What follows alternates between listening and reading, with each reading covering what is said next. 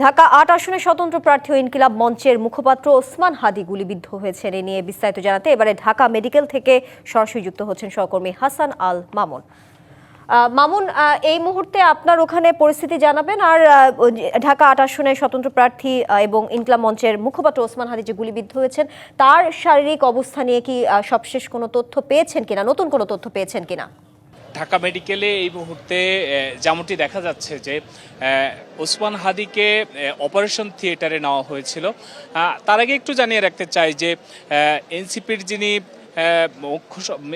যিনি হচ্ছে নাহিদ ইসলাম, তিনি এসেছিলেন, তিনি বের হয়েছেন। তিনি যেমনটি জানিয়েছেন যে নাহিদের অপারেশন সম্পূর্ণ হয়েছে এবং তার মাথাতে যেই গুলিবিদ্ধ হয়েছে সেটি বের করা হয়েছে এবং ডাক্তাররা তাকে নিবিড় পর্যবেক্ষণে রয়েছেন।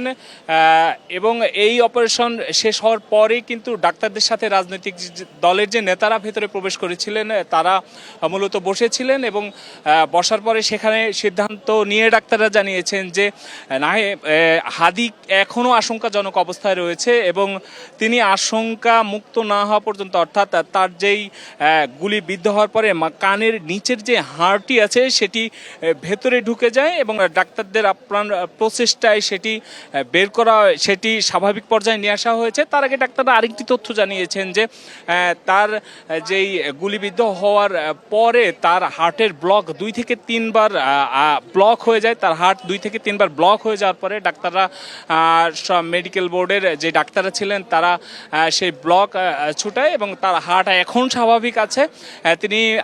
তিনি হচ্ছে লাইফ সাপোর্টে আছেন এবং রাজনৈতিক দলের নেতাদের সাথে বসে ডাক্তাররা যে সিদ্ধান্ত নিয়েছেন যে তাকে ঢাকা মেডিকেল থেকে মূলত নতুন এবং ফিরে আসা গ্রাহকদের জন্য নগদে চলছে ক্যাশব্যাক সহ প্রতিদিন হাজারো উপহার জেতার সুযোগ। হবে আশা আর ফেরা, সারপ্রাইজ সেরা।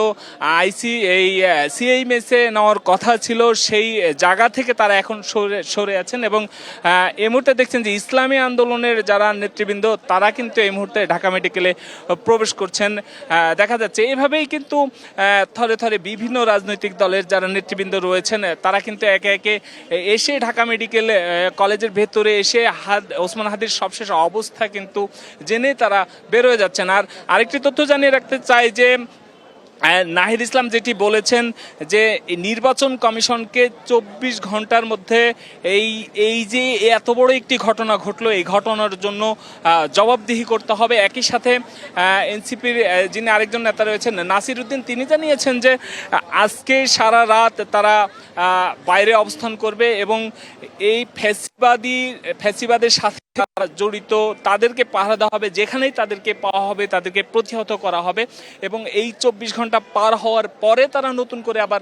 কর্মসূচি দিবে বলে কিন্তু জানানো হয়েছে। আর ডাক্তারদের পক্ষ থেকে এখনো সেভাবে আনুষ্ঠানিকভাবে কিন্তু কিছু জানানো হয়নি।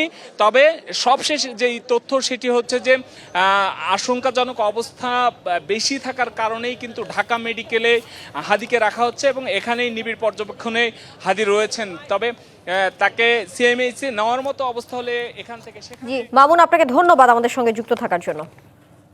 টিভিসি নির্বাচিত সংবাদ থেকে নিচ্ছে একটি বিরতি, সঙ্গে থাকুন।